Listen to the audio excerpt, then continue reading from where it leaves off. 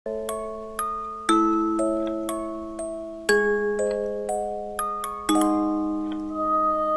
itu pula Aceng pun mual muntah. Bau busuk, bau bangkai manusia. Yang baunya tentunya melebihi bau bangkai binatang. Menyengat. Tercium di hidung Aceng. Aceng langsung muntah, dan parahnya muntahnya itu langsung mengenai jenazah. Aceng yang biasa urusan dengan siluman, dengan makhluk gaib, bertahun-tahun berguru ke beberapa orang, tak urung waktu tengah malam itu menyaksikan ritual teluh banda. Aceng pun merasa sedikit ketakutan karena makhluk-makhluk tak kasat mata yang begitu menyeramkan, parewangan, danyang-danyang piaraannya Akiloji berdatangan dengan raut wajah, bentuk yang begitu menakutkan.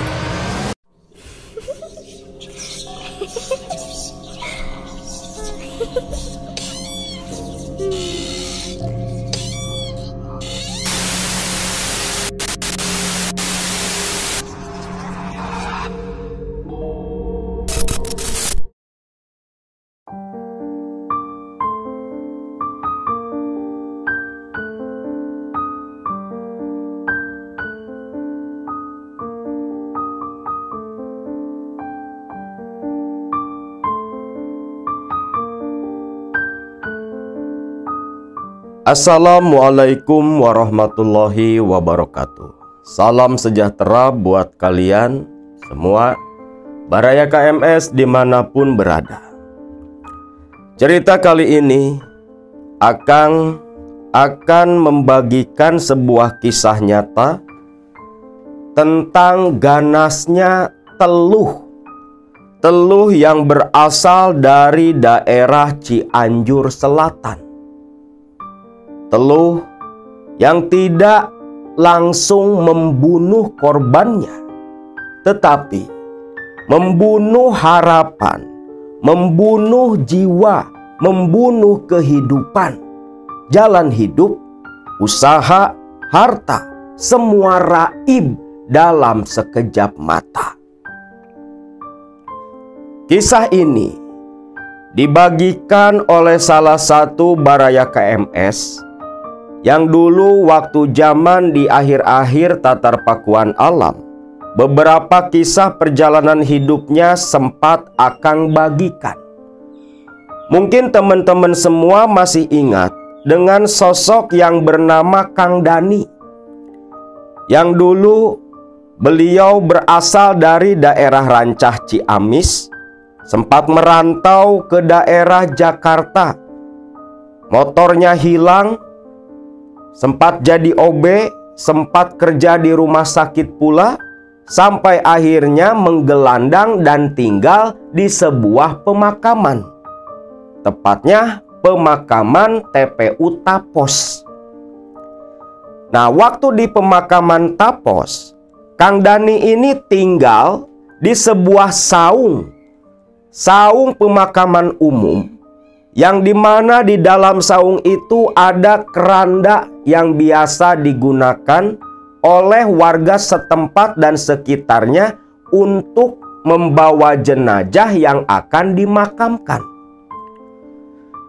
Kang Dani tinggal di situ dengan seorang lelaki yang bernama Aceng. Nah, kisah ini adalah kisah dari Aceng sendiri, yang merupakan lelaki begundal, sampah masyarakat, yang hidupnya dia abdikan untuk bersekutu dengan setan lewat ilmu-ilmu kebatinan. Aceng ini nama asli, bukan nama samaran. Bahkan orangnya pun masih hidup, cuman tidak diketahui keberadaannya di mana pada saat ini.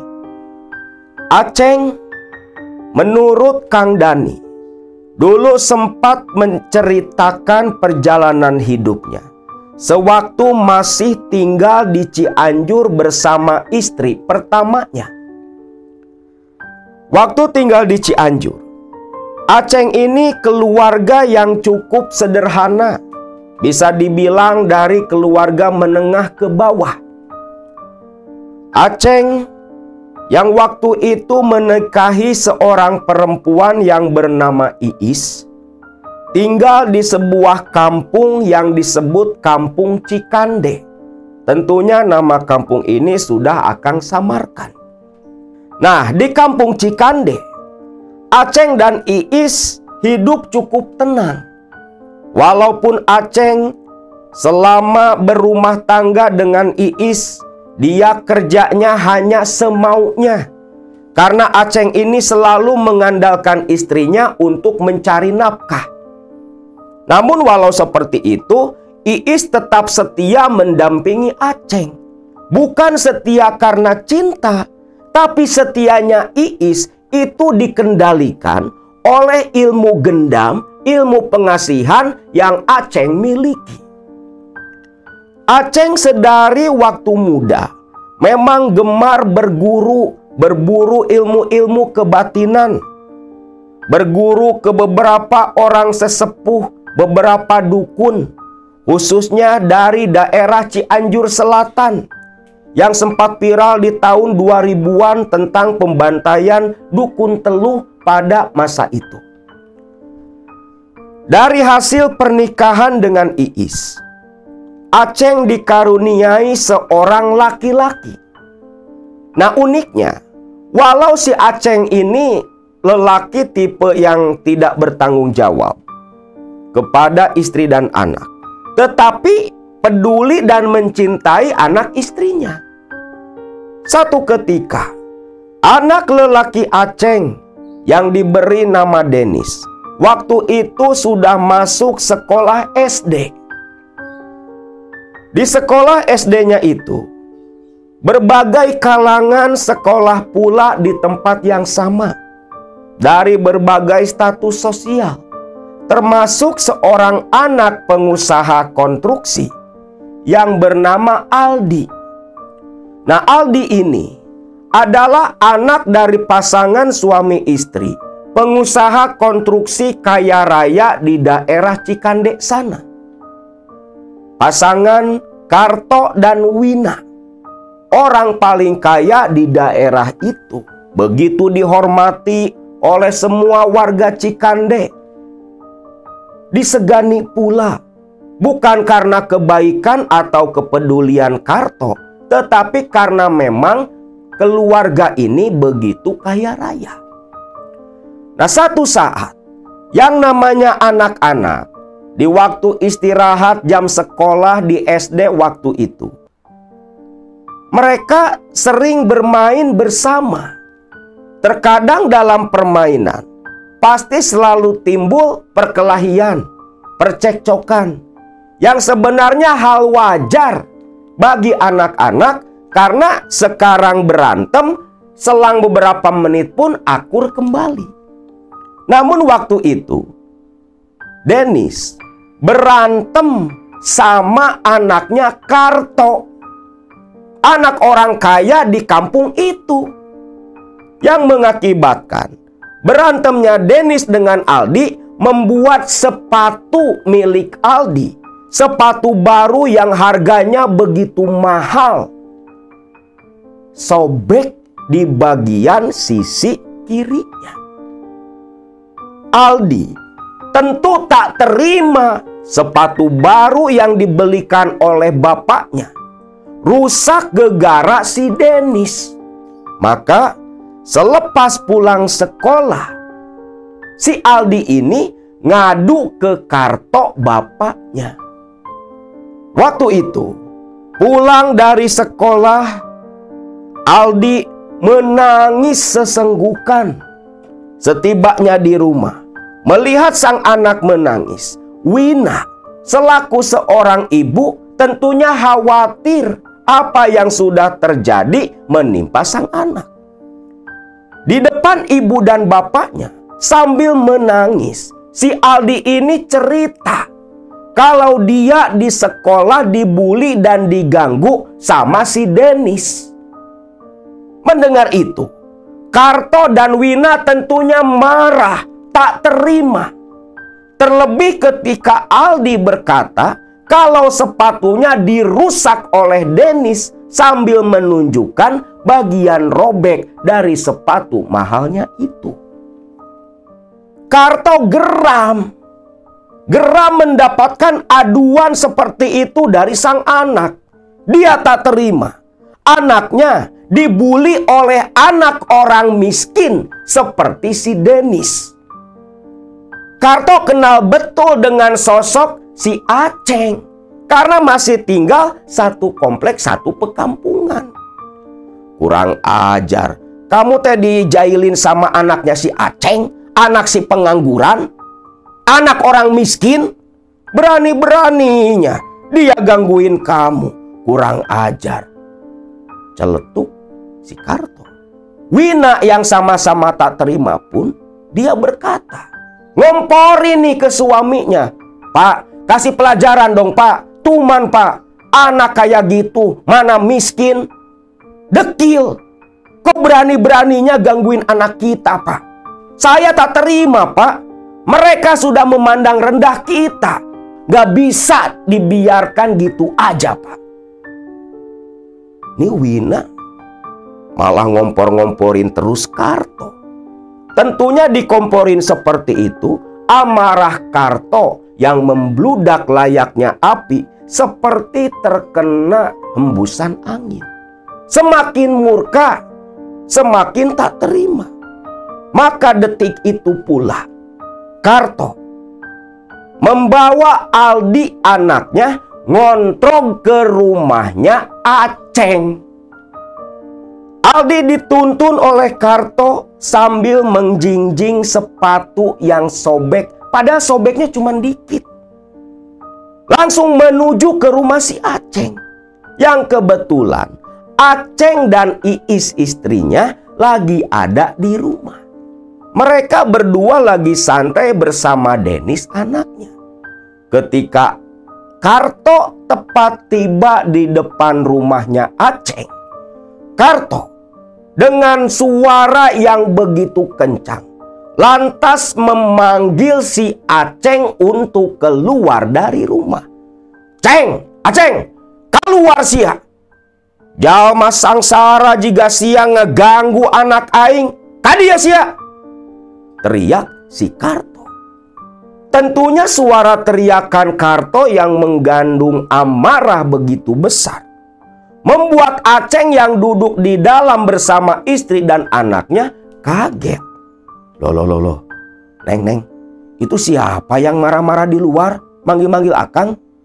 Gak tahu Kang, suaranya sih kayak Pak Karto. Coba Akang keluar, temui dia. Ada apa sebenarnya? Aceng bingung. Namun ketika menatap ke arah Dennis, Dennis terlihat pucat ketakutan. Loh, Nis, kamu kenapa? Itu pak, tadi di sekolah Dennis berantem sama si Aldi. Ucap Dennis, berantem? Ya Allah, masalah segitu doang. Aceng pun keluar. Begitu Aceng membuka pintu, nah. Iya jelemana ya. Kurang ajar si Aceng. Dale, anak aing balik nepi ka cerik sia. Sapatuna soeh ku anak sia. Anak jalma sangsara, wani-wani ngeganggu anak aing. Teriak Karto. Tentunya suara Karto yang menggelegar penuh amarah ini sontak mengundang keributan. Para tetangga berdatangan menonton, memperhatikan, sampai berbisik-bisik. Loh itu Pak Karto kenapa marah-marah, ngamuk-ngamuk sama si Aceng? Ada apa sih? Melihat orang-orang semakin banyak, Karto ini semakin senang. Karena memang tujuannya selain melabrak, ingin mempermalukan si Aceng. Aduh, maaf ini Pak, ada apa ya Pak? Ada apa? Anak kamu berani membuli, mengganggu anak saya di sekolah, Ceng. Bisa ngajarin anak kagak? Lihat nih anak saya sampai nangis kayak gini. Nih lihat, sepatu mahal yang baru dibeli sampai sobek oleh anak kamu. Orang miskin kayak kamu, mana tahu mahalnya sepatu seperti ini. Sebulan gaji kamu, penghasilan kalian berdua, belum tentu bisa beli sepatu seperti ini walau cuma sebelah. Dusnya pun gak bakal kebeli. Wah, Karto ngamuknya bukan main. Menghina sedemikian rupa di hadapan para tetangga. Aceng, yang memang orang miskin, orang gak punya. Terlebih Iis yang sudah menangis sambil memeluk Denis anaknya. Dia tak bisa berbuat apa-apa, hanya bisa menunduk diam. Walau dalam hati amarah Aceng terpancing pula. Mendengar penghinaan, cacian dan makian dari Karto. Tak cukup sampai di situ. Karto belum puas mencaci maki si Aceng beserta anak istrinya. Nih, kamu lihat Ceng, kamu lihat. Itu sepatu didorongin ke kepalanya si Aceng. Nih, sepatu mahal Ceng, sepatu mahal. Sobek kau lihat ini. Kurang ajar kamu Ceng. Ditimpuk si Aceng pakai sepatu. Kamu jadi anak mikir. Marahin si Denis yang masih kecil. Sampai tuh anak pucat pasi ketakutan, nangis kejar-kejar di pelukan ibunya. Kok berani kamu ganggu anak saya? Kurang ajar. Mau jadi begundal sama seperti bapak kamu. Itu sepatu dilempar tepat mengenai kepalanya Denis. Sampai di situ saja. Selepas Karto merasa puas menghina dan mempermalukan Aceng di depan umum, di depan rumahnya sendiri. Ingat Ceng, sekali lagi anak kamu berani ganggu si Aldi, awas, tak bawa kalian sekeluarga ke polisi. Sambil meludah ke arah Aceng, lalu berbalik pergi menuntun Aldi. Para tetangga melihat kejadian itu. Semua hanya bisa mengelus dada. Astagfirullahaladzim. Masalah kayak gitu kok sampai kayak gini ya? Ya maklumlah, namanya juga orang kaya. Udah yuk, bubar. Nanti yang ada kita ikut keseret kena amuknya Pak Karto. Yuk bubar. Ucap warga yang waktu itu menonton Aceng istri dan anaknya. Istrinya Aceng sambil menangis memeluk Denis dan bergegas masuk ke dalam. Diikuti oleh Aceng yang berjalan dengan kepala menunduk. Tangan terkepal gemetar menahan amarah. Namun tak bisa dia lampiaskan karena sadar diri.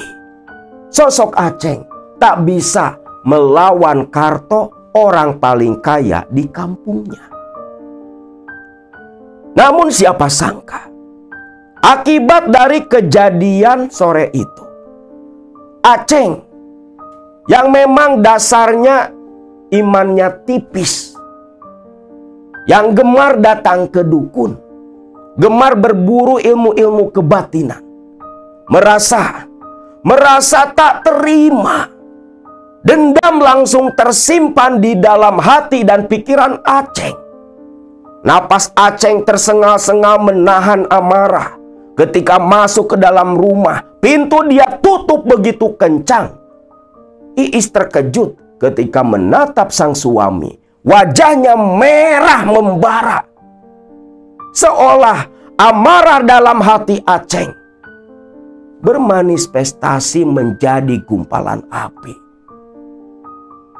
Kang, sabar Kang, sabar. Sabar. Ini nggak bisa disabari, Neng. Akang nggak terima. Mentang-mentang kita orang miskin, orang nggak punya, dia bisa berbuat seenaknya. Akang tak terima, Neng. Akang tak terima. Dendam di hati Akang ini nggak akan mudah untuk dihilangkan. Akang tak terima anak dan istri dihina di depan semua orang. Harga diri, Neng. Walaupun kita hidup seperti ini, kita orang tak punya, tapi kita punya harga diri juga. Gak bisa diinjak-injak seperti itu. Dalam posisi ini, ya Aceng bener gitu kan. semiskin apapun kita tetap punya harga diri yang harus dipertahankan.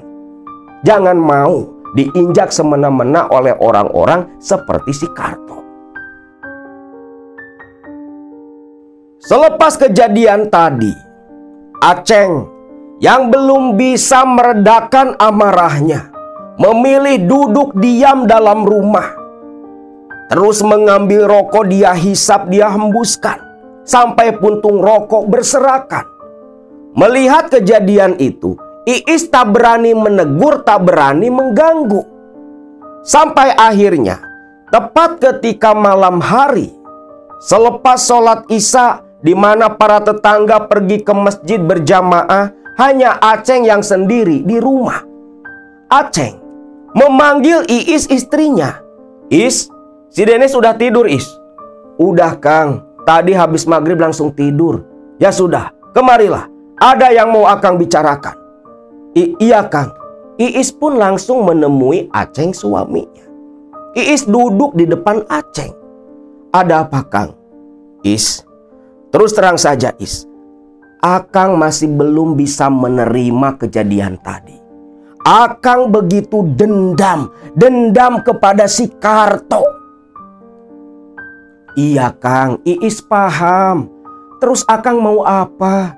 Kita orang gak punya, gak mungkin kita melawan orang seperti Pak Karto, Kang. Akang tahu Is, Akang sadar diri, makanya tadi Akang diam.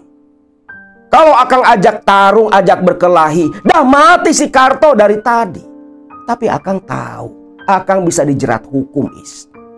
Tapi Is, Akang mau nekat Is. Nekat? Nekat apa Kang?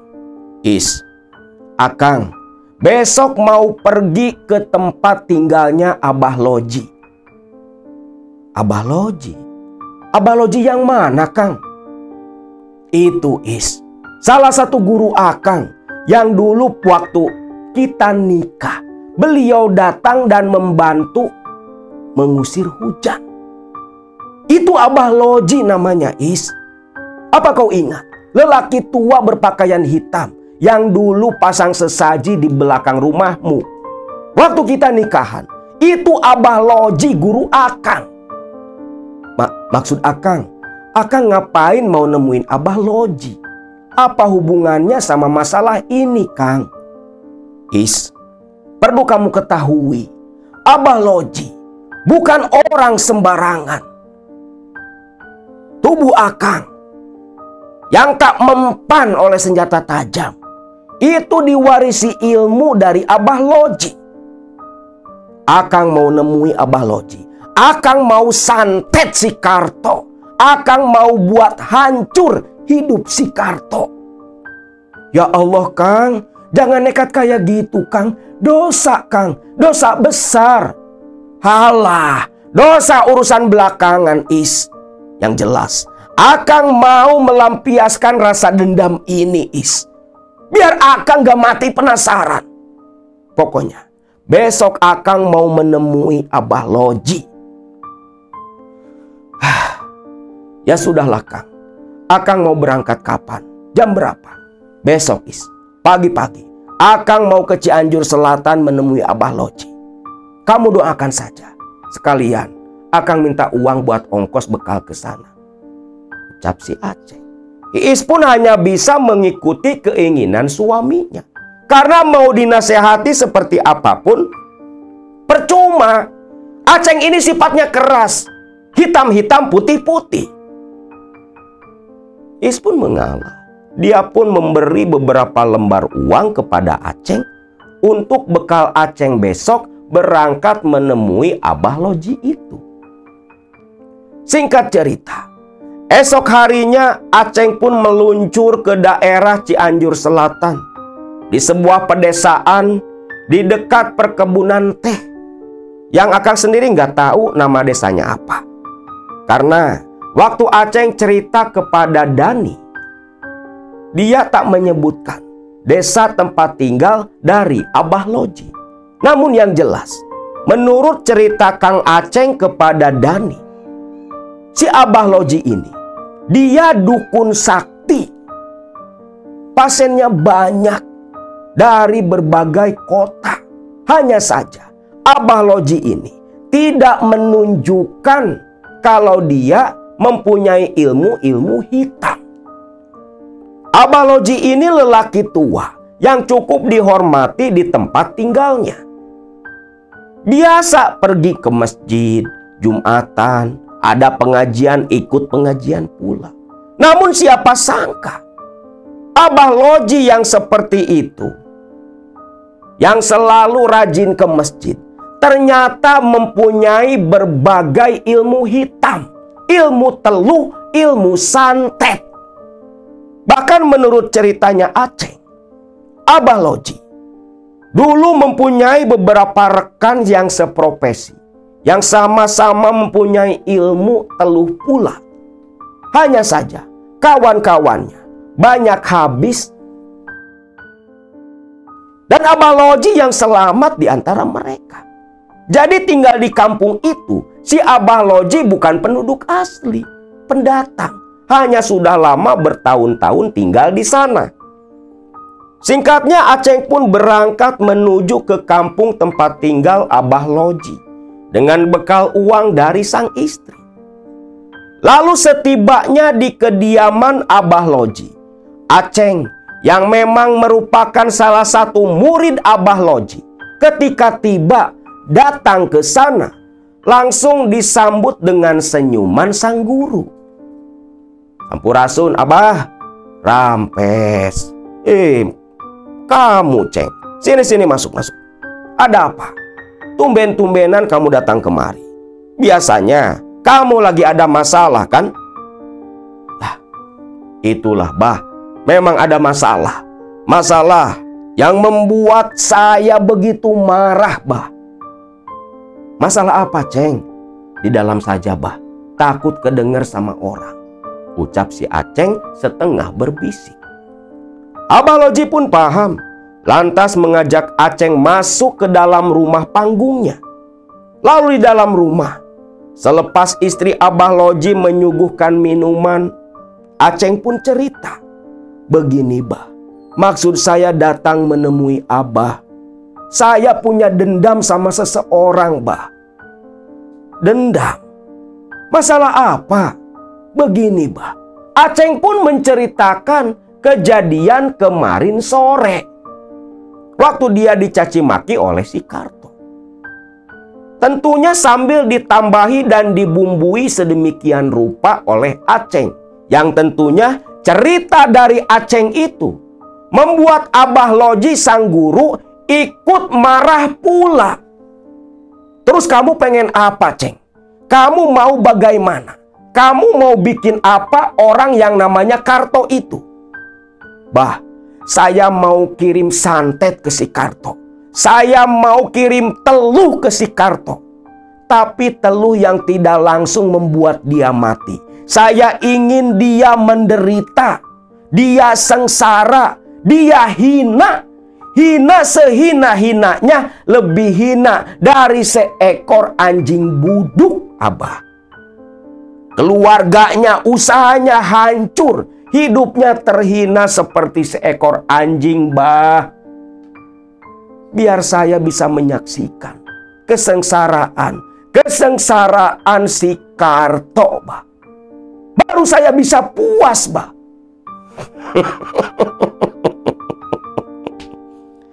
Bagus. Memang harus seperti itu. Kalau punya dendam, lampiaskan. Jangan dipendam dalam hati, karena nanti menjadi penyakit. Cap Abah Loji. Ini guru sama murid sama-sama biadabnya. Ada, Ceng. Ada. Hanya saja, kamu harus ingat, dosanya begitu besar. Kau akan menanggung dosa dari perbuatan ini. Bukan hanya dosamu, tetapi dosa dari si Karto yang akan kamu santet. Apa kamu sanggup nanggung dosa yang begitu besar? Ingat, Ceng, ingat. Kalau kamu berani main seperti ini, neraka itu sudah jadi jaminan, Ceng. Sudah jadi jaminan. Allah, Urusan neraka, urusan dosa itu urusan nanti, bah. Yang penting dendam saya terlampiaskan. Perasaan saya bisa puas, saya bisa tertawa, menertawakan kehancuran si Karto, bah. Baik, baik. Tapi ingat, teluh ini bukan teluh sembarangan. Teluh ini begitu ganas, menghancurkan lawan, menghancurkan korban dalam waktu yang singkat. Tentunya syarat-syaratnya pun tak mudah, Ceng. Tak mudah. Syarat apa, bah? Ya syarat untuk melakukan teluh ini. Ada satu jenis teluh yang disebut teluh banda. Di mana teluh banda ini, kalau sudah digunakan menyerang musuh, mau sekaya apapun dia, sebanyak apapun harta bendanya, habis, sirna, hilang dengan berbagai cara, Ceng. Dia akan miskin semiskin-miskinnya, sengsara, bahkan paling sengsara di antara manusia yang sengsara. Namun ingat, Ceng, akibat dari teluh ini bukan hanya musuhmu yang sengsara, bukan hanya musuhmu yang jatuh miskin, tapi kamu pun akan miskin pula seperti korbanmu itu. Apa kamu sanggup 40 hari hidup mengetuk pintu-pintu rumah tetangga hanya untuk meminta sesuap nasi? Mendengar itu, Aceng pun terkejut. Dia terdiam, merenung. 40 hari harus minta makan ke tetangga, berarti miskin banget, pikir si Aceng.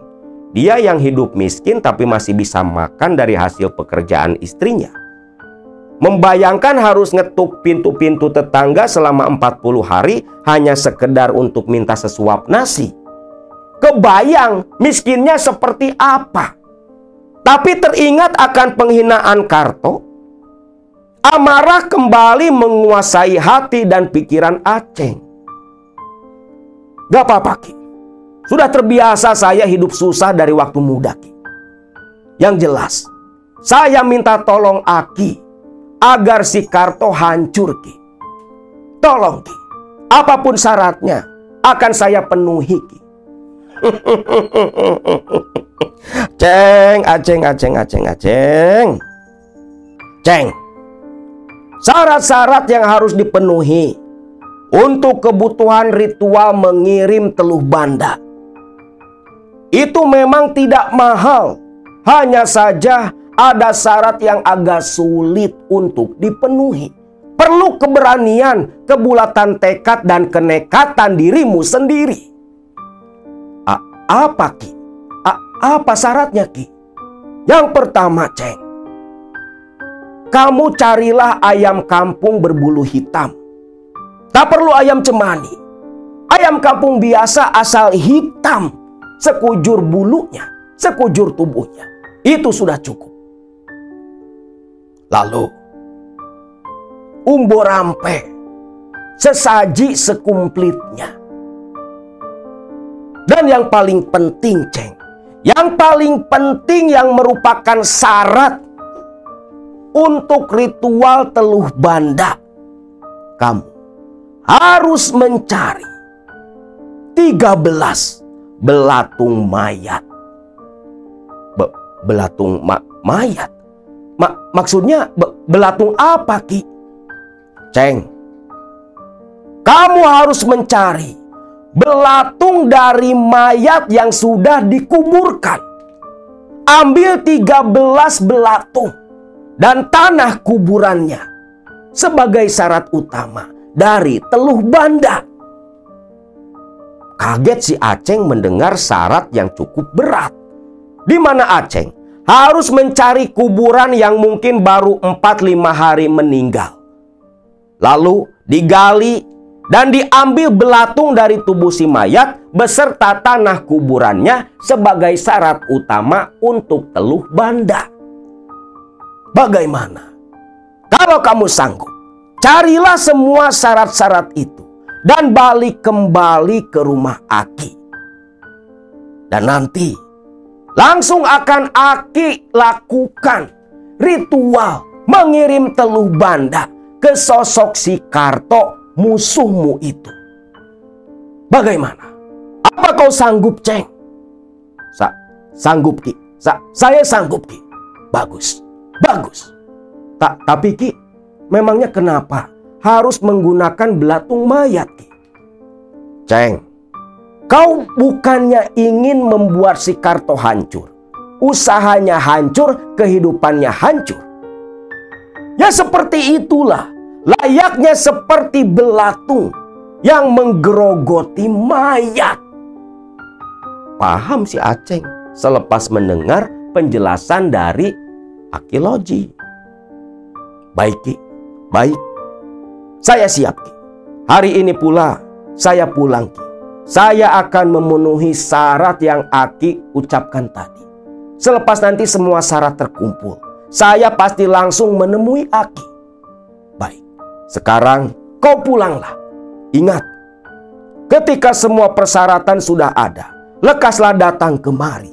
Karena kebetulan tahun ini Aki belum dapat korban, ucap si dukun teluh Aki Loji. Aceng pun hanya mengangguk dan tersenyum saja. Lantas dia pamitan ke Aki Loji, kembali pulang ke Cikande, ke kampung tempat tinggalnya. Sepanjang perjalanan kembali ke Cikande, pikiran Aceng berkecamuk. Dia memikirkan harus kemana mencari belatung mayat.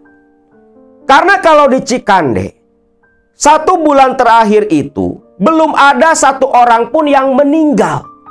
Tentunya kalau jenazah yang sudah lebih dari 1 bulan dikebumikan, ya mungkin hanya sudah tinggal tulang belulang. Mustahil ada belatung di dalam kuburan.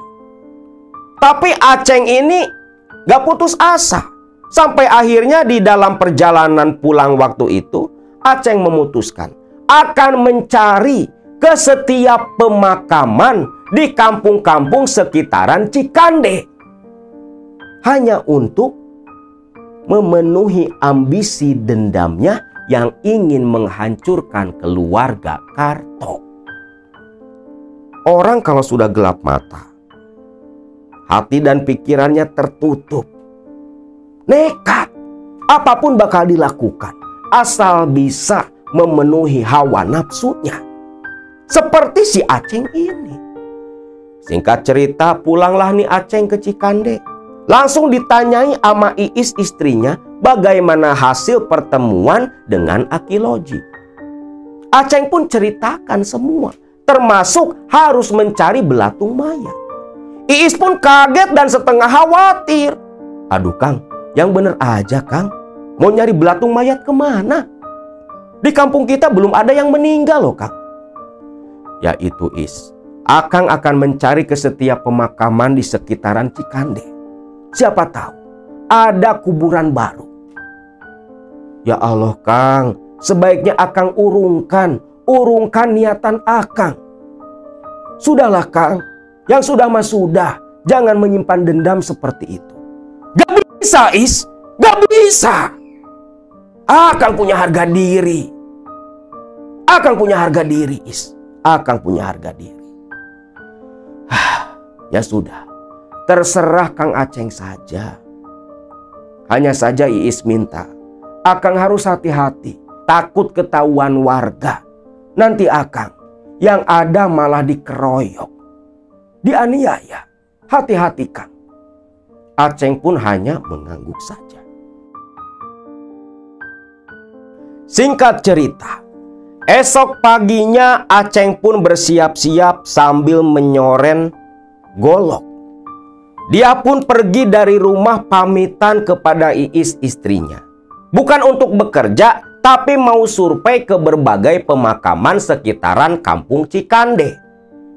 Aceng pun melangkah pergi dari rumah. Yang dituju adalah pemakaman umum di desa tetangga. Perjalanan ditempuh dengan jalan kaki waktu itu menghabiskan waktu sekitar 1 jam lamanya. Di sepanjang jalan, Aceng bertemu dengan beberapa orang yang dia kenal. Semua orang menegur, "Ceng, mau kemana?" "Biasa Kang, ada perlu." "Oh, kirain mau apa? Bawa-bawa golok kamu." "Ya kan mau nyari kayu bakar Kang, sekalian main lah, nyari tempat buat mancing." "Oh gitu, ya sudah Ceng, hati-hati ya," ucap beberapa orang yang berpapasan dengan Aceng. Aceng pun mengambil jalan memutar. Dia memilih tidak melewati perkampungan karena takut ketahuan orang. Singkatnya, tibalah nih di sebuah area pemakaman umum. Memasuki area pemakaman, pandangan mata Aceng menatap ke sekeliling area pemakaman, menatap ke arah nisan-nisan. Waduh, ini makam udah pada tua semua nih, gak ada makam baru, pikir Aceng. Penasaran, dia pun masuk semakin dalam ke area pemakaman. Nisan demi nisan rentetan kuburan dia lihat, dia perhatikan. Namun sayang, selepas mensurvei pemakaman umum itu, tak ada satupun kuburan baru yang bisa Aceng gali. Rata-rata sudah 3-4 bulan lebih usia jenazah yang dikuburkan di pemakaman itu. Namun Aceng tak putus asa. Selesai survei di pemakaman pertama sampai tengah hari, Aceng pergi ke pemakaman lain. Terus-terusan seperti itu. Sampai mendekati waktu maghrib, Aceng baru sampai di pemakaman yang ketiga. Hari sudah mulai gelap loh. Tapi si Aceng yang sudah bersahabat dengan setan, gak ada rasa takut sama sekali. Beberapa ilmu yang dia kuasai, warisan dari beberapa guru yang dulu pernah dia kunjungi, mulai Aceng rapalkan untuk menghindarkan dia dari gangguan bangsa siluman. Begitu mulai masuk ke area pemakaman itu, walau remang-remang gelap, tapi Aceng masih bisa melihat dengan jelas. Sampai akhirnya pandangan mata Aceng tertuju ke sebuah nisan kayu di ujung pemakaman yang masih ada taburan bunga. Bunga yang belum layu. Nah, itu kayaknya makam baru, pikir Aceng. Bergegas Aceng mendekat ke kuburan baru itu.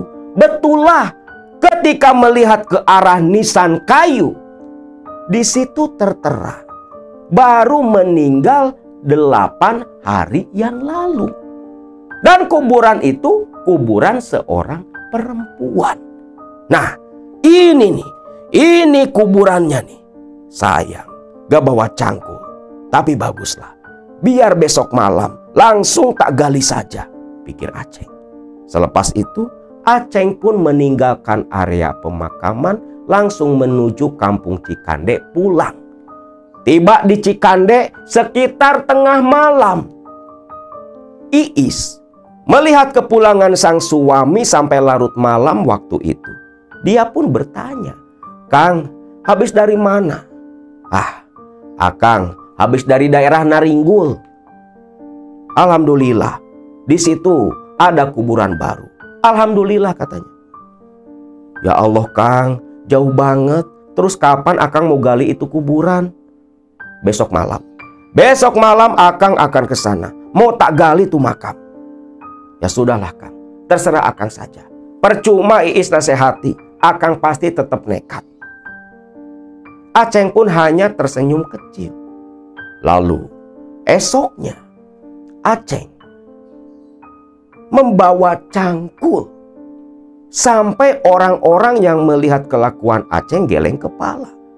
Yo bayangin, pagi-pagi bawa cangkul, kerja ke sawah enggak, punya ladang juga enggak. Mau ngapain coba? Mana cangkul hasil pinjem pula. Singkatnya nih, si Aceng tibalah di pemakaman di daerah Naringgul yang kemarin dia survei waktu maghrib. Pemakaman itu memang cukup sepi karena tak jauh dari hutan. dan lokasinya di ujung perkampungan. Namun Aceng tetap waspada. Dia lebih memilih duduk istirahat menunggu waktu sudah masuk sore. Sekitar jam 5, di mana waktu orang-orang sudah pada pulang kembali ke rumah masing-masing. Aceng baru terbangun dari tidur di area pemakaman, langsung berjalan menuju ke kuburan yang baru itu. Memastikan tak ada satu orang pun di sekitaran pemakaman, Aceng langsung mulai mengayunkan cangkulnya. Waktu masuk sandekala sekitar jam 5:30 sore, Aceng baru selesai menggali setengah dari lubang kuburan. Tubuhnya sudah mulai kelelahan. Aceng pun naik, duduk menyandar di sebuah nisan batu, menghisap rokok, memperhatikan lubang galian yang tinggal setengah lagi dia selesaikan. Gak ada rasa takut sama sekali di hati Aceng. Walau ketika adzan maghrib terdengar, hari sudah mulai gelap. Aceng sempat melihat segelapatan bayangan putih.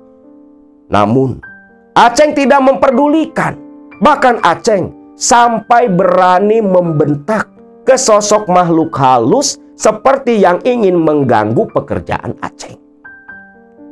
Selepas tenaga kembali pulih, Aceng pun menggali kembali lubang kuburan itu sampai ujung cangkul mengenai benda keras.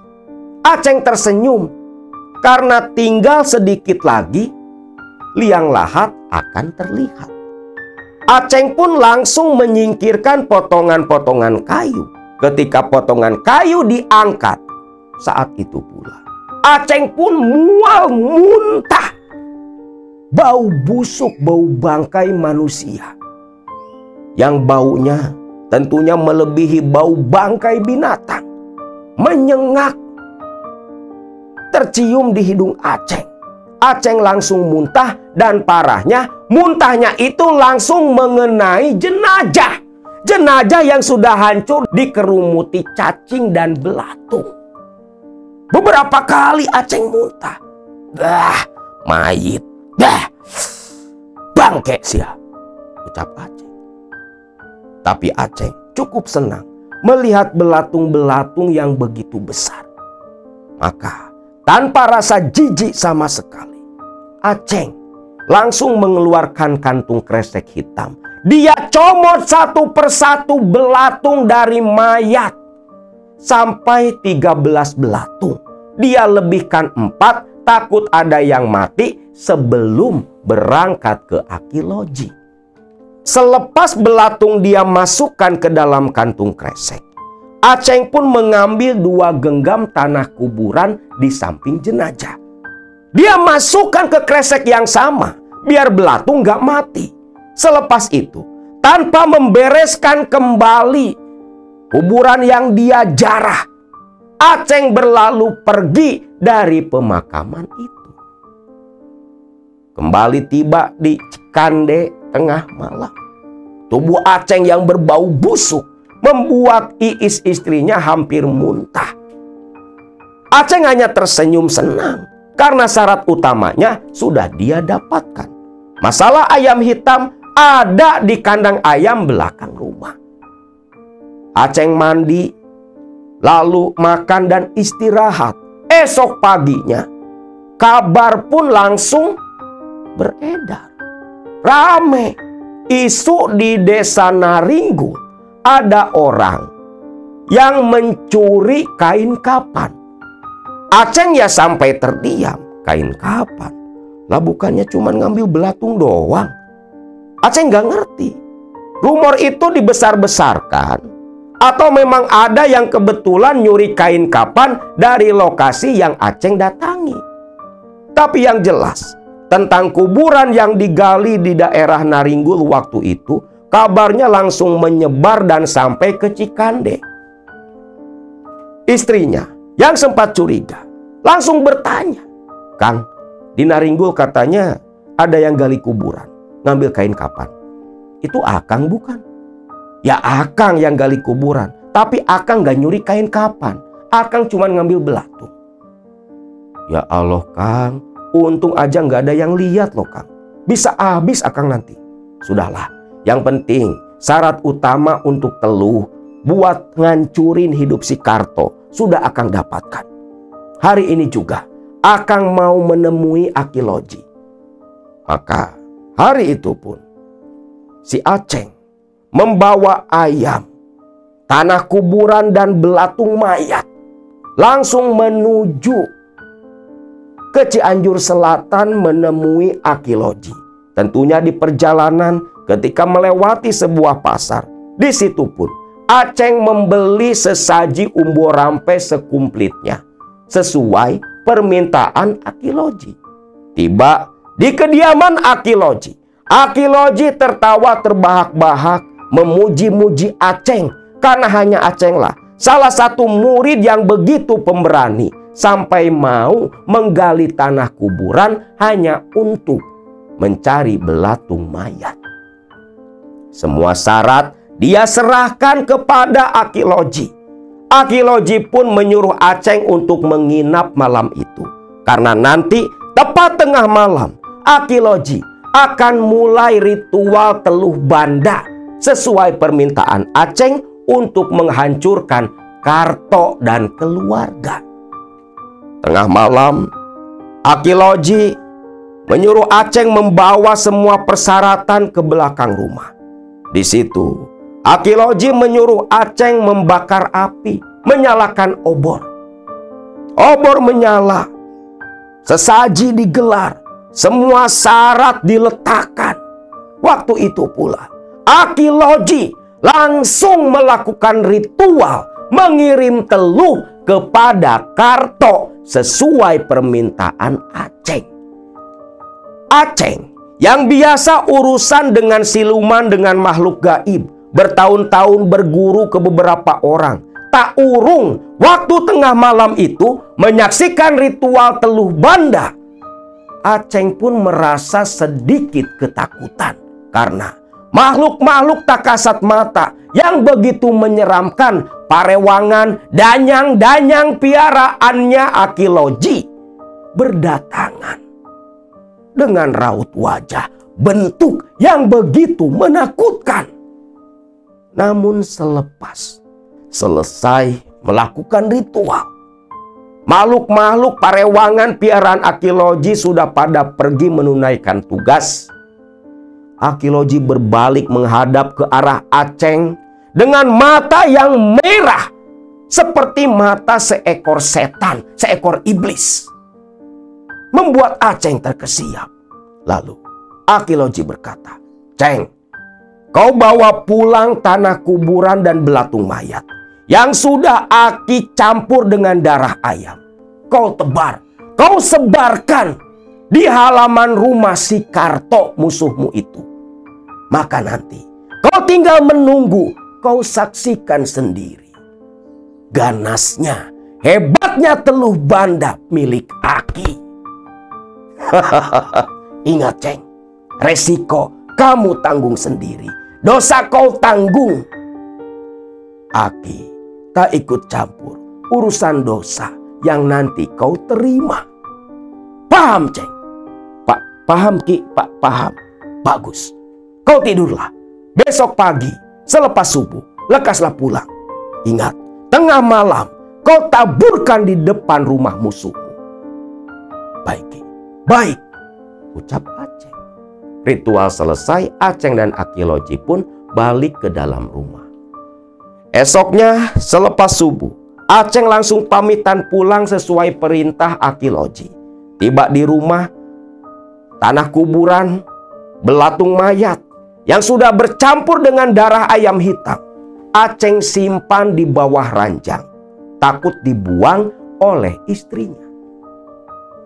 Dan tepat malam harinya, sengaja Aceng begadang. Ketika kampung sudah begitu sepi, sekitar jam 12 malam, Aceng pun keluar dari rumah, berjalan mengendap-endap layaknya seperti seekor maling.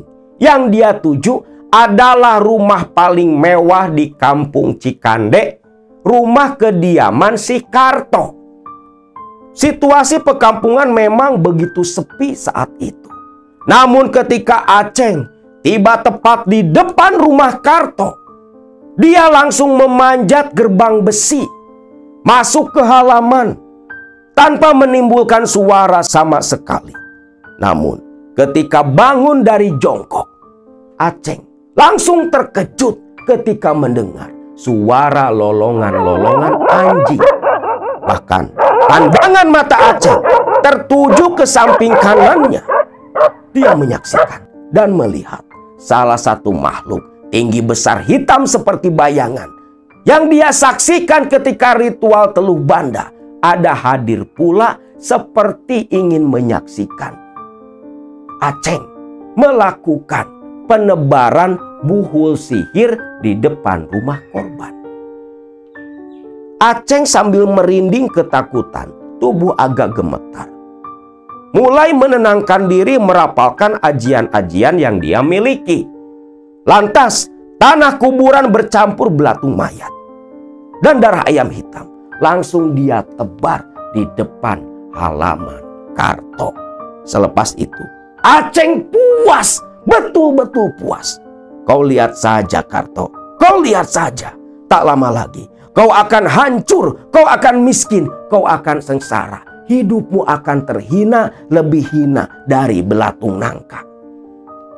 Yang seketika selepas menyelesaikan tugasnya, Aceng buru-buru kembali pulang. Hanya tinggal menunggu dan menyaksikan teluh banda bekerja menghancurkan korbannya.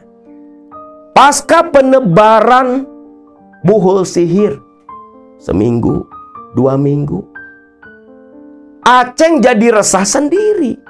Kok belum kelihatan? Kok belum ada dampaknya? Bukannya kata arkeologi, selepas tanah kuburan ditebar, saat itu pula langsung terasa oleh korban. Tapi Aceng belum menyaksikan apa-apa. Bahkan ingin memastikan dengan jelas, seringkali dalam satu hari bisa 2-3 kali Aceng jalan-jalan dan sengaja lewat di depan rumahnya Karto. Namun tanpa sepengetahuan Aceng, dalam tempo 2 minggu selepas menebarkan tanah kuburan buhul sihirnya itu, sebenarnya memang sudah langsung terasa dan berdampak kepada Karto. Di mana Karto yang merupakan seorang pengusaha konstruksi yang waktu itu sedang menangani beberapa proyek dan tender dengan nilai miliaran rupiah. Semua proyek dan tendernya tiba-tiba memutuskan hubungan kerja, memutuskan kontrak di tengah jalan.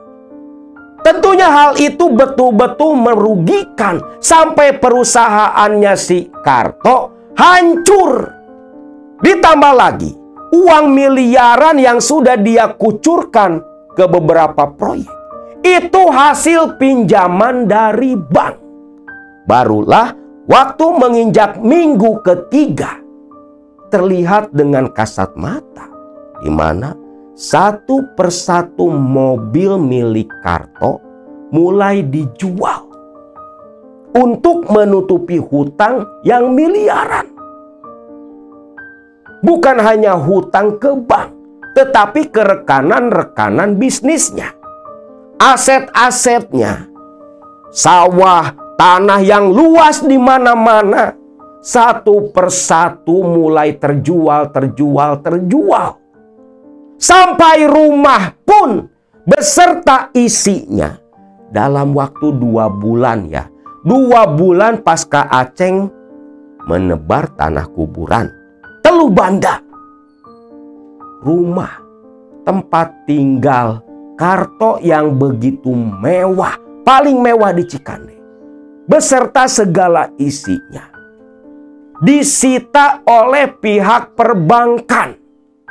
Tak cukup sampai di situ, Wina, istrinya Karto yang memang begitu cantik, selingkuh dengan rekan bisnisnya Karto.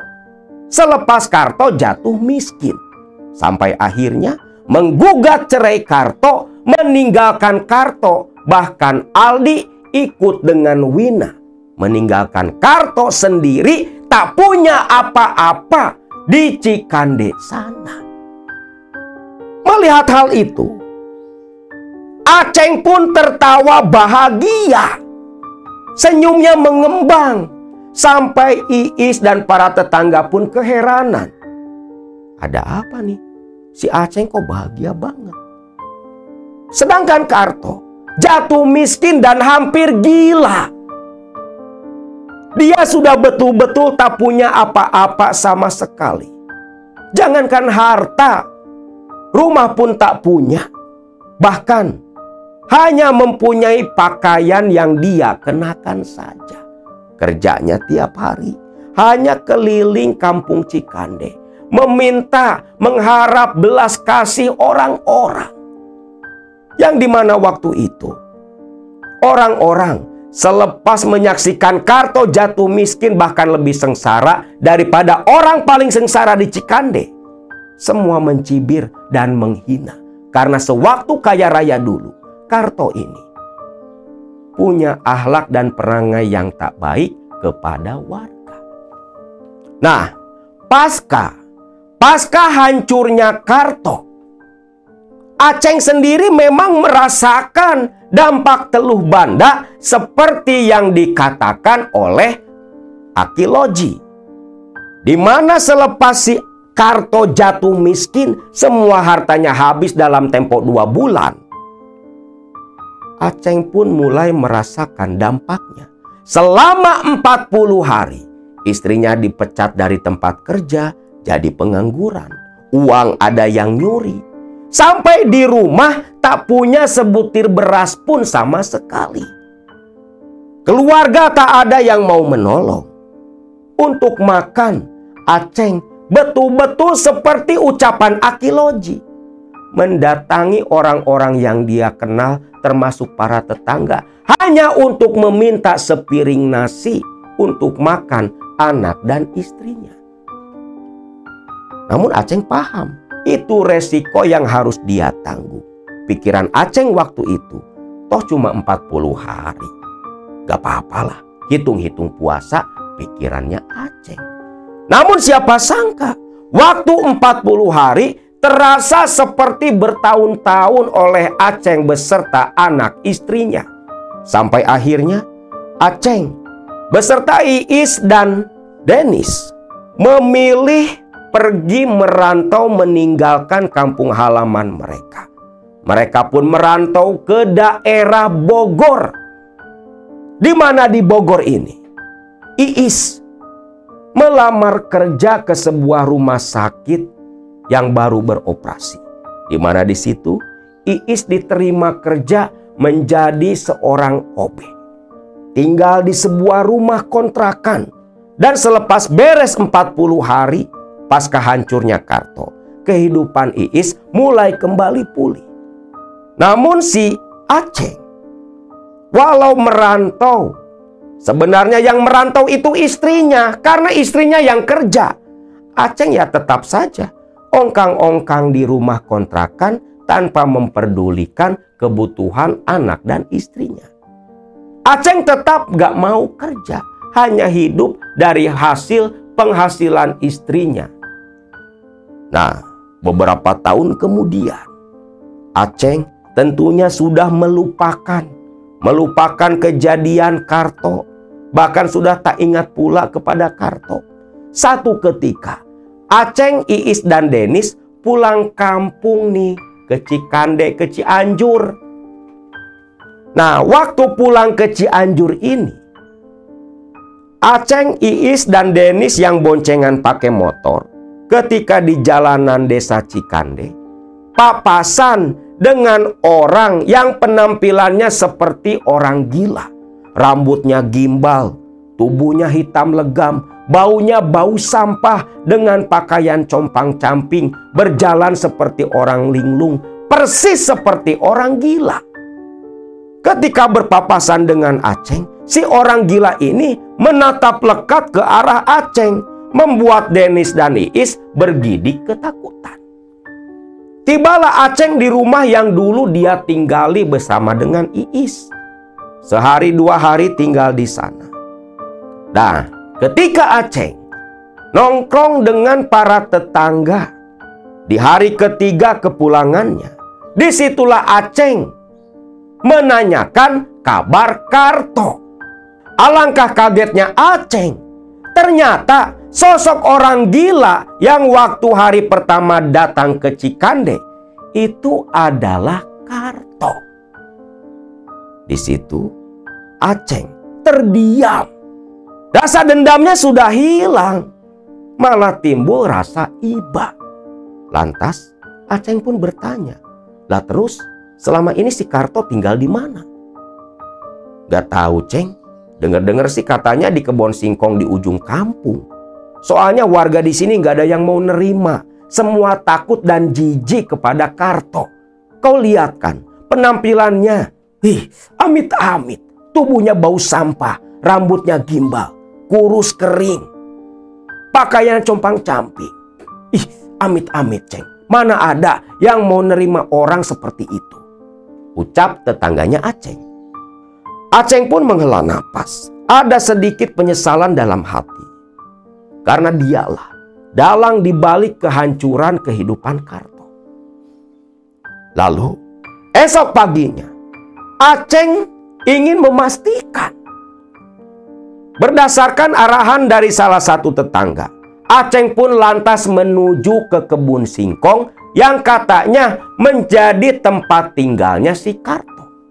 Begitu Aceng masuk ke area kebun singkong, Aceng menatap ke sekitar. Mana? Gak ada saung, gak ada rumah, pikir Aceng.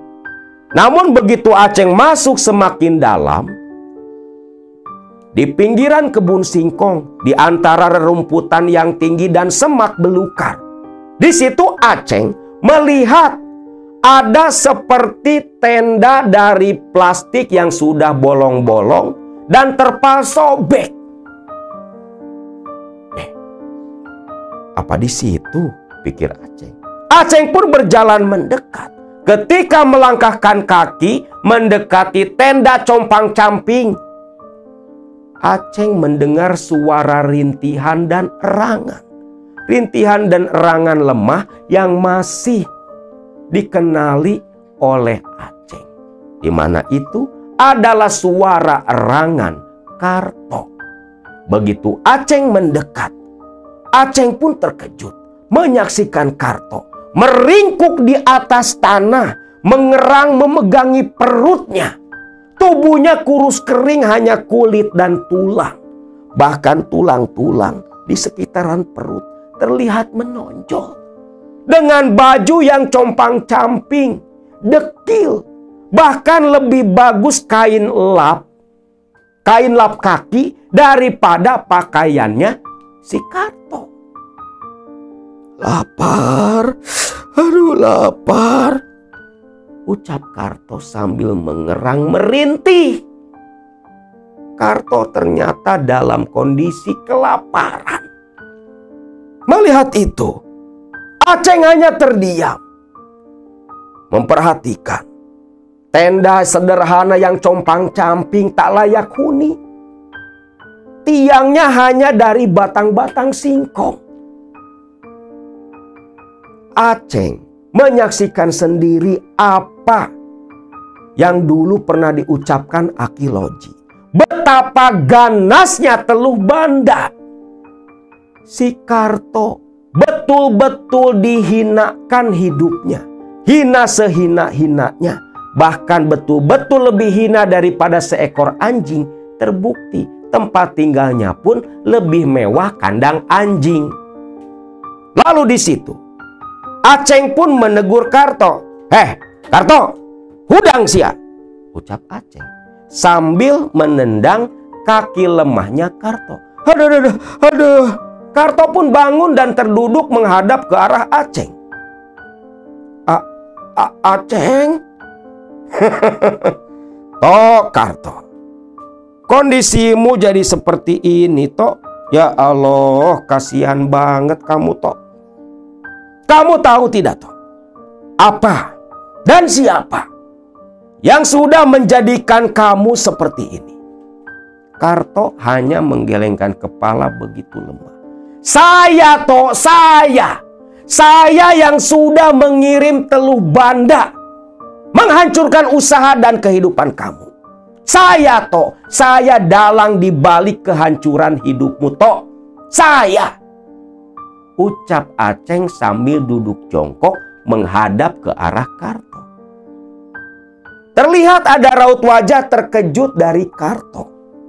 Toh, kalau kamu dendam ke saya, benci ke saya, kamu pukul saya, kamu siksa saya nggak akan melawan toh. Saya nggak akan ngelawan, ucap Aceng. Yang rasa dendamnya sudah hilang. Tapi jawaban dari Karto begitu tak disangka sama sekali. Ceng, sudahlah. Yang sudah berlalu biarkan berlalu. Sudah lama saya menerima keadaan saya yang seperti ini, Ceng. Nah, di situ Aceng agak luluh dong. Bahkan sedikit merasa bersalah. Lalu Aceng pun bertanya kepada Karto, "Toh, kenapa kamu nggak tinggal di perkampungan? Kenapa kamu malah tinggal di sini?" Karto pun menggelengkan kepala. Dia berkata dengan suara yang begitu lemah, nyaris hanya seperti bisikan, karena mungkin berhari-hari nggak makan kelaparan. "Ceng, siapa yang mau menerima orang seperti saya? Semua orang takut dengan penampilan saya. Makanya saya memilih tinggal di kebun singkong ini. Daripada mengganggu warga yang dulu adalah tetangga saya, yang dulu menghormati saya, yang dulu sering saya bantu." Aceng lalu kembali melanjutkan pertanyaannya. "Toh, apa dulu sewaktu kamu kaya raya, ada orang yang punya hutang atau pinjam uang sama kamu toh? Biar aku bantu menagih utangmu itu. Biar nanti uangnya bisa buat kamu beli makanan, bisa buat kamu beli pakaian." Karto pun terdiam seperti yang mengingat-ingat sesuatu. Cukup lama diamnya Karto membuat Aceng agak kesal. "Ada nggak toh?" Ada, Ceng, ada. Kalau tak salah, si Wardi dulu punya utang 5 juta. Wardi? Wardi mana? Wardi, orang kampung sebelah, Ceng. Orang kampung sebelah. Ya sudah, di mana alamatnya? Biar hari ini juga saya bantu menagih utang itu. Iya, Ceng, iya. Lalu Karto pun memberikan alamat tempat tinggal Wardi yang dulu pernah punya utang ke Karto. Selepas itu, Aceng pun pamitan, meninggalkan Karto kembali meringkuk menahan lapar di bawah tenda yang begitu tak layak huni. Singkat cerita, karena kecapean, Aceng pun memutuskan esok pagi baru menagih utangnya si Wardi ke Karto. Esok paginya, barulah Aceng pergi ke kampung sebelah menagih utangnya Wardi ke Karto. Pergi menuju ke alamat tempat tinggalnya Wardi. Setibanya di sana, Aceng dengan sikap seperti seorang preman mengintimidasi dan mengancam kepada sosok Wardi. Sampai akhirnya Wardi pun membayar uang 5 juta itu langsung kepada Aceng. Aceng pun senang karena dengan uang itu bisa menyambung hidupnya Karto. Balik lagi nih ke Cikande. Karena sudah sore, Aceng memutuskan baru esok pagilah uang 5 juta itu dia berikan ke Karto. Aceng gak ada niatan untuk mencuri uang itu. Maka pagi-pagi sekali, Aceng langsung menuju ke kebun singkong tempat tinggalnya Karto. Namun naas, ketika tiba di kebun singkong, baru masuk ke area kebun singkong, Aceng mencium bau tak sedap dan suara dengungan kerumunan lalat. Aceng setengah berlari menuju tendanya Karto. Begitu tiba di sana, innalillahi ucap Aceng. Aceng melihat Karto masih dalam posisi meringkuk, sudah tak bernyawa. Tangannya memegangi perut menahan lapar. Tubuhnya dari ujung rambut ke ujung kaki penuh dikerumuni lalat. Baunya seperti sampah bercampur bangkai. Aceng pun jatuh terduduk lemas, memegang uang 5 juta milik Karto yang dia tagih dari Wardi. Di situ ada rasa penyesalan di hatinya Aceng. Namun Aceng yang melihat keganasan dari teluh banda yang menimpa Karto, sampai mati pun hina, lebih hina dari seekor anjing. Anjing mati masih ada orang yang menguburkan. Tapi korban teluh banda seperti Karto yang waktu itu mati pun tak ada yang menemukan. Kalau bukan Aceng yang sempat datang menemui Karto, mungkin sudah tinggal tulang belulang pun tak ada yang mengetahui kematian Karto. Itu ganasnya teluh banda.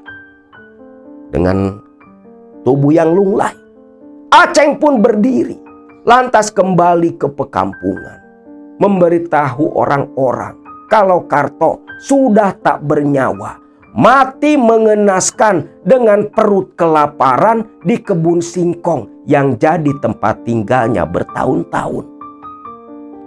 Sedangkan uang yang 5 juta hasil nagih dari Wardi, Aceng gunakan untuk membantu mengurus jenazah Karto, untuk biaya pemakaman.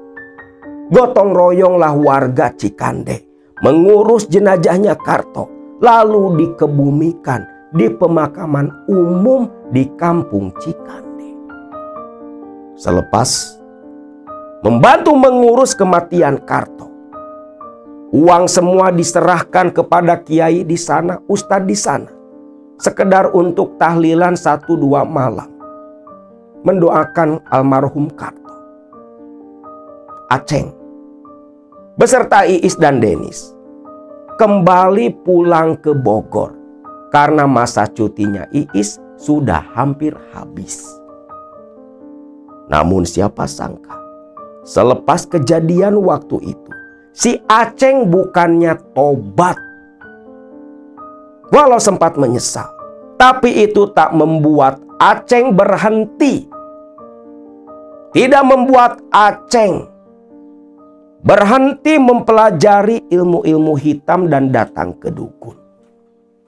Malah justru Aceng semakin menjadi-jadi, mendatangi Abah Loji yang dulu masih hidup walau usianya sudah begitu tua, untuk menimba ilmu kembali, berharap bisa mewarisi ilmu teluh banda yang Aki Loji miliki.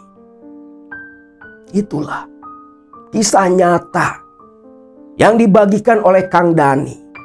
Kisah perjalanan Aceng, kebengisan Aceng, dan kisah tentang ganasnya teluh banda Cianjur Selatan, yang entah saat ini masih ada atau tidak.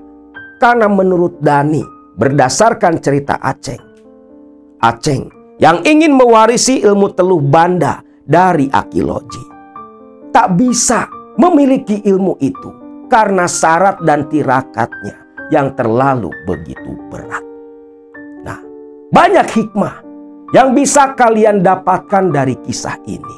Renungkan agar kita bisa lebih berhati-hati dalam bersikap, karena tak semua orang punya pikiran sama seperti yang kita punya.